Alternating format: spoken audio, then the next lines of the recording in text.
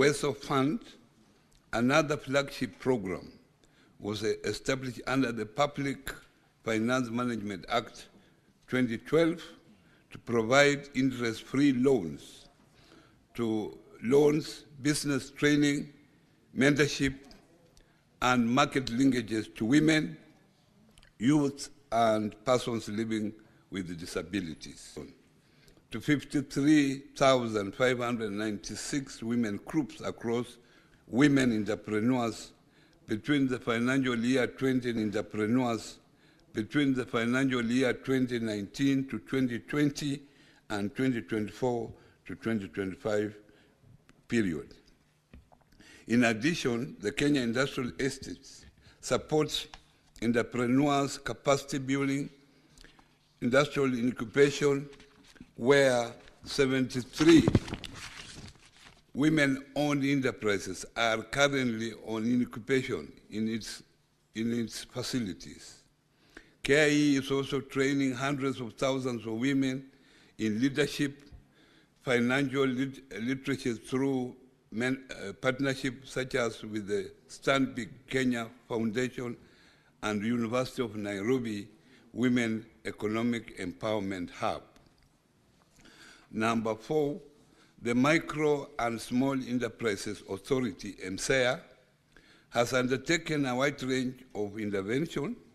This includes construction and equipping of the constituency industrial development centers, CIDCs, that currently accommodate 2,994 women entrepreneurs. It has facilitated over 4,540 women-led businesses to access marginalized and remote areas are aware of available funding opportunities. The ministry is spearheading outreach and awareness initiatives through a multi-sectoral approach involving other ministries, departments and agencies, development partners, and private sector players. Honorable Speaker, the ministry has put in place a robust MSME ecosystem to ensure development, growth, and scalability of MSMEs. Whereas there are many existing interventions from government and private actors, their effectiveness has tended to be undermined by the silo manner of operations. The ministry has embraced the multi-sectoral approach to coordinate the sector and create more synergies and opportunities for leveraging the focus on MSME development. As a result, the ministry has established a public-private sector MSME dialogue.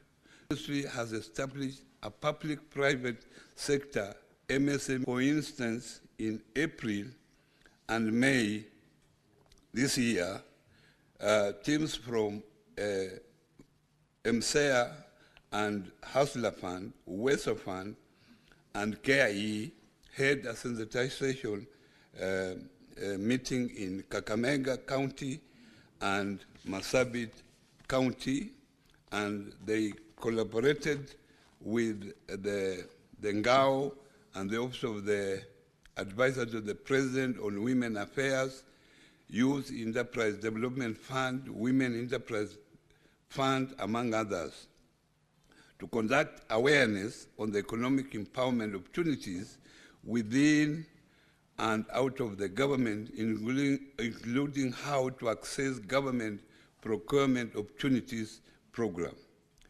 Honorable Speaker, it is only through such coordinated approach that the majority of Kenyans at the bottom of the economic pyramid will be reached and linked to opportunities that grows and scales their enterprises. For number C, Honorable Speaker, the impact of the Hustler Fund on promoting a saving consciousness among Kenyans as a de-risking mechanism to their livelihood. The credit history of all beneficiaries has been crystallized into a 9-band Hustler Fund behavioral rating system ranging from A1 to C3,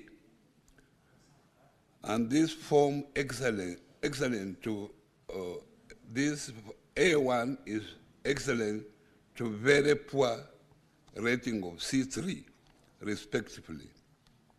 We are institutionalizing the credit score towards market utilization to accord the high scorers a soft collateral that will unlock for them access to enhancing financing.